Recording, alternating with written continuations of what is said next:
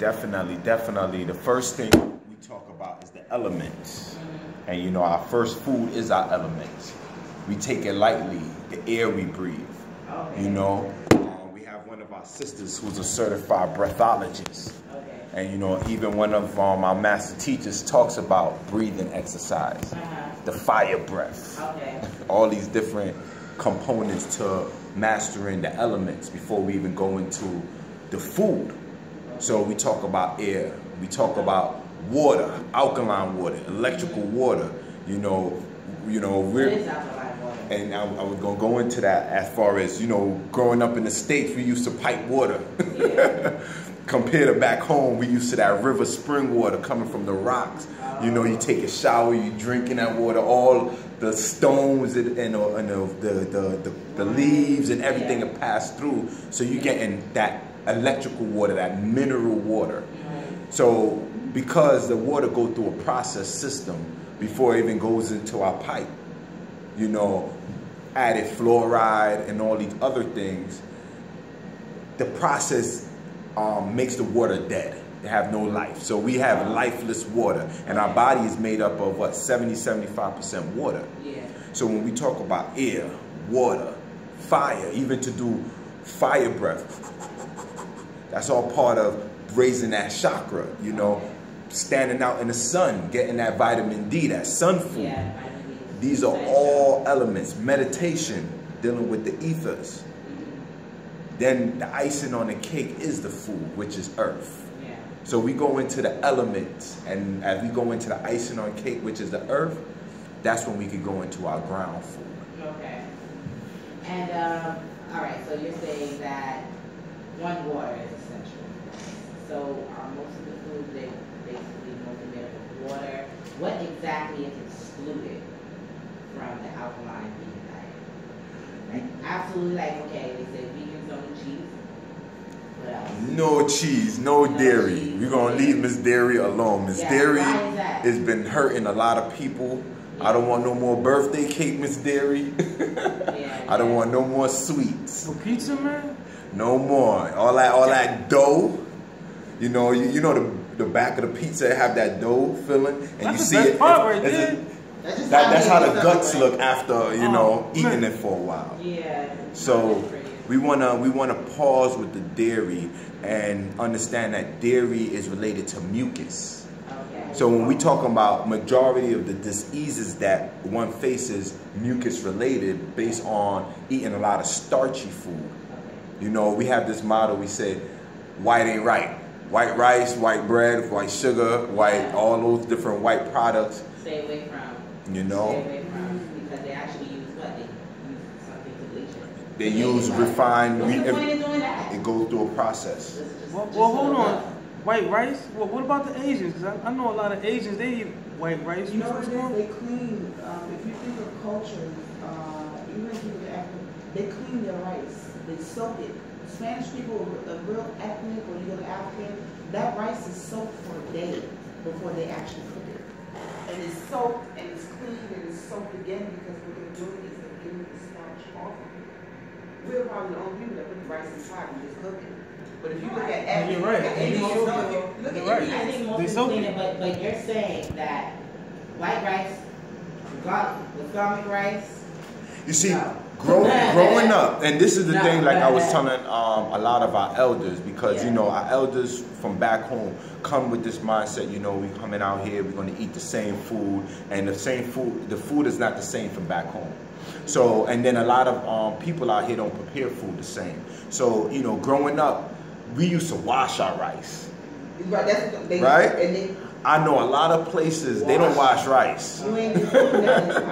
Then connecting with a lot of my Caribbean brothers and sisters, there's a science to using coconut in rice. Really? So that's why you have a lot of people who eat coconut rice, because the coconut is a binder, and it helps to also flush the food out. It's like what sea moss would do in some sense. It's a gel form, so that starch to help to flow it out. So coconut rice is real good compared to just regular rice. Oh yeah, you gotta make some of that, some coconut rice. Word. What about meat? What's your take on meat now? How would you say somebody, they like, okay, no flex zone. I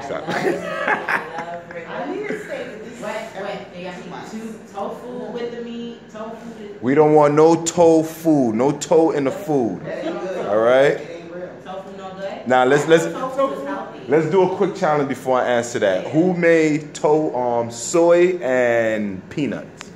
There was a melanated brother who created soy and peanuts. George Washington Cole. Okay. Yeah. Okay. He was getting on me today. I was getting some peanuts. Hold on.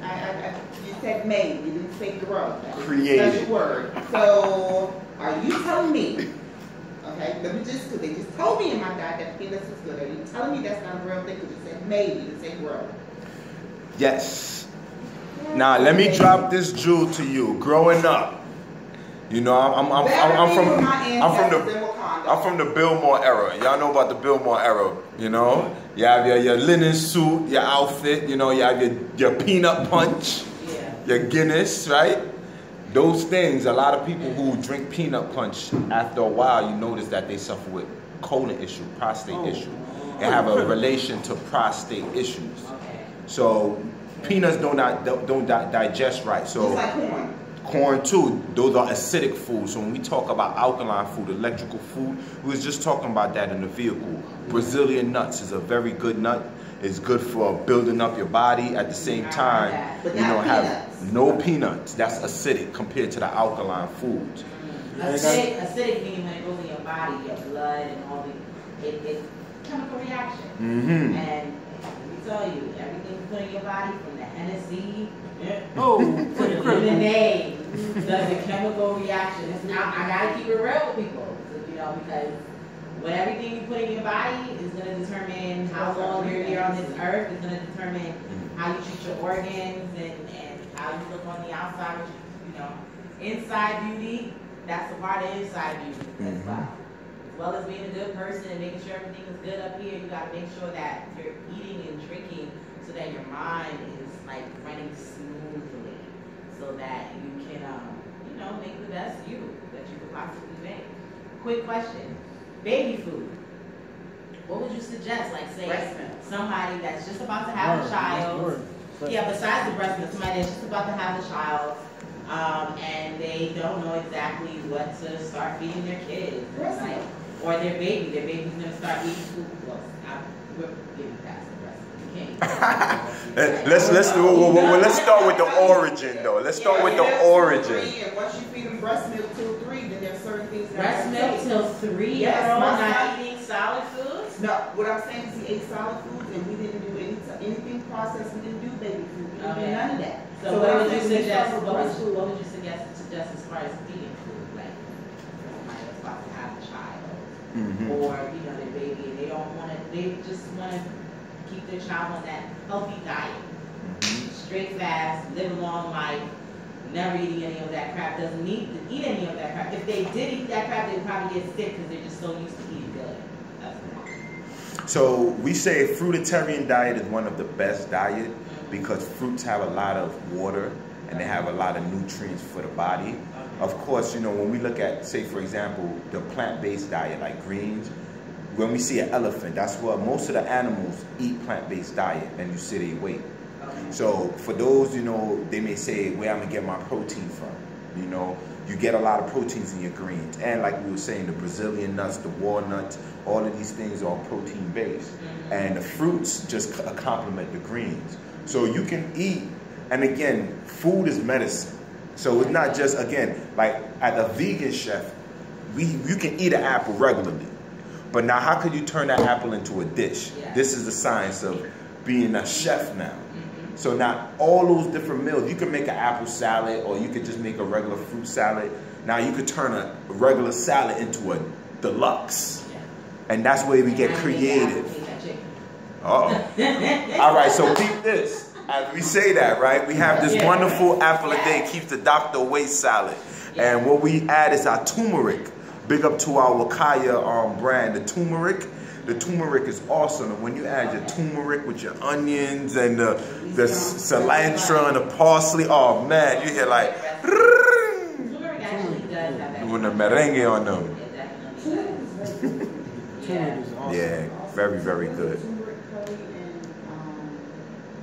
There's 3 of them. I was reading something. Turmeric and curry? And you said protein. You're talking about protein. What about eggs? because I like trying to gain weight, but not eat horrible foods. And you know, I can of course achieve my goals really fast, eating a couple Big Macs, like 2-3 Big Macs or Whoppers, you know. But obviously that's really bad for my system. You know, it's like won't digest it. Yeah, if I have to, yeah, I eat food. I eat everything. So you see, and but it it's might so not deep. be good for it, but I know the difference now. I've changed my diet, slowed down on the alcohol, slowed down on a lot of things. So now I'm just like trying to find ways. I even went to start eating cheesecake every night just because I realized that it puts a few extra pounds on me. So instead of me indulging, because I'm reducing out to eating salads and, you know, really healthy food. So even though I'm eating healthy, I don't feel like I'm eating hearty or, you know, as heavy as I was. But I don't eat a meal and fall asleep anymore because I'm not eating that heavy food like, you know, you would if you were eating baked chicken and macaroni and cheese and corn. You're going to sleep right after, but I learned that that's not healthy for you. That's not the way to go about it. So my thing was, I was like, okay, if I eat about 6 or 7 eggs before I go to sleep, you know, I never heard this wait in the morning, or what, you know, so what's up with the eggs? Like, how is eggs good or for you or is it a no? Somebody told me it's a no-no because That's part of the dairy family. Yeah, it's still part of the dairy family. And if there's different ways you can get, like if you want to build your weight up, for example, there's this thing called chickpeas. Chickpeas is very good for building your weight. Yeah. And there's many ways you can make your chickpeas. You can make it from hummus to falafels and all these other creative ways with chickpeas. And then for my bodybuilders, those who want to get they rip on, they tukey, right? You have your avocado. Your avocado is very what? Yeah, that's a weight gainer. Oh, so I make some avocado. Yeah, all day. It's good to have at least 1 or 2 a day, just to get your omegas and all that good So stuff. say a person that's omitting the 3 times a day eating probably meat every time and something heavy. It's usually the meat. You can eat anything, but usually that meat is what people have to kind of like fill them to hold them over for those hours. And if they don't really get that, they're kind of still hungry. How many times a day do you suggest that you eat a meal if you do go vegan or vegetarian or whatever? 4 or 5 times a day or all right. Eventually you'll start eating 1 or 2 times a day or once a day. I'm glad you mentioned that because you see, from the food pyramid that we've been taught, right, to just the whole science of having 3 meals a day has been kind of like remixed. You know, and it's all, again, number one part of where you at location-wise, your age bracket too, because, you know, as you get up in age, you may not need a whole 3 meals. You know, compared to when you're young and you in school, you doing 12-hour shift. You know, you construction worker banging out, you know what I'm saying? You need to get that energy. So it's different depending on your journey. But 1 solid meal a day is official. And we say that solid meal should be at your the lunch hour, like about from 12 to about 5 o'clock within those time periods. I would love, you know, if I ever got to that point in my life where I ate once a day, didn't get lightheaded by the end of the day, that's awesome. But the fact is that I can't do that. I'll probably get lightheaded. I'm like, oh my God, I only ate once a day and I'm going to probably end up in the emergency room by the end of the day. But that means that I have so much more work to do because when I'll be at my optimal level of health is when I'll actually be able to survive with like once or twice a day and to be still kicking it and you know, nice with everybody. You know, there's this thing called, again, and I learned this working with some of the late great teachers, that, you know, you can fill yourself off of eating liquid food, having a liquid diet. Juicing, fruits. Carrot juice. You get what I mean? Carrot, apples, and celery. That was like really for my pregnancy with my daughter that like helped me with dehydration. I had a huge issue with that because I was like in the process of learning to drink more water. So that helped me. I would suggest that to any pregnant person, morning sickness, anything you're going through, might have a craving for alcohol, apples, carrots, and celery. Juice those, jammies together, those 3. What about alkaline water? Does alkaline water help?